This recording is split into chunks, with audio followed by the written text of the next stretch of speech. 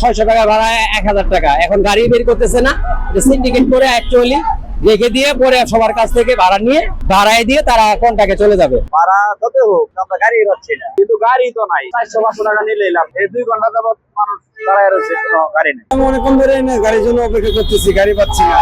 গাড়ি যা পাচ্ছি সিট মিলতেছে না, দাঁড়া যাইতে হবে, কিন্তু 500 টাকা করে চায়। কিন্তু তো নর্মালি সিটের ভাড়া 200 টাকা 150 টাকা, কিন্তু ট্রাক দিয়ে মানুষ যাচ্ছে, আমাকে ট্রাকে মানুষ উঠতে পারতেছে না। বাড়িতে যাওয়ার ইচ্ছা তো সবারই আছে, বাড়িতে যাইতে হবে ইনশাল্লাহ।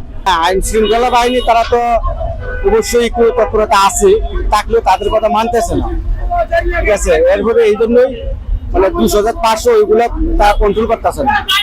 আগে তো আমরা 150 টাকা যাইতাম ময়মনসিং, কিন্তু এখন 500 টাকা তো গাড়ি পাইতেছি না। এগুলা কি করে সম্ভব? এই জন্য যাত্রীগুলো এইভাবে দাঁড়িয়ে আছে, কিচ্ছু করার নেই। বাড়ি এখন দেখা যায় কিভাবে যাই, কারণ হলো যদি তাকে যাওয়া লাগে কি করা যাইব, কারণ আমাদের তো আর ওইভাবে বাস পাই না, ডাইরেক্ট যাবো 500 লাগুক 600 লাগুক তো যাওয়া লাগবে। মাত্র আমি আসলাম, এসে জিজ্ঞাসা করলাম ভাড়া বেশি, 4 গুণও বেশি, যেটা 600 টাকা ভাড়া 1000 টাকা, এখন গাড়ি বের করতেছে না, সিন্ডিকেট করে অ্যাকচুয়ালি রেখে দিয়ে পরে সবার কাছ থেকে ভাড়া নিয়ে ভাড়ায় দিয়ে তারা কন্টাকে চলে যাবে। পরিবহন তো নাই, বাস তো নাই, এবং ভাড়া হলো যাইতে আমার ডাবল ভাড়া, 4 গুণ ভাড়া যাইতে আমার এনে যাইতে আমার 30 সাল ভাড়া যাইতে আমার যাইতে 100 থেকে 120 টাকা, এর 500 টাকা করে ভাড়া নেই। বাড়ি যাও কিভাবে যাইতে? এটা তো সরকার কোনো কেয়ারই করে না, যাইতে এটা সরকার যদি 100% ভাড়া বেশি নিতে আছে।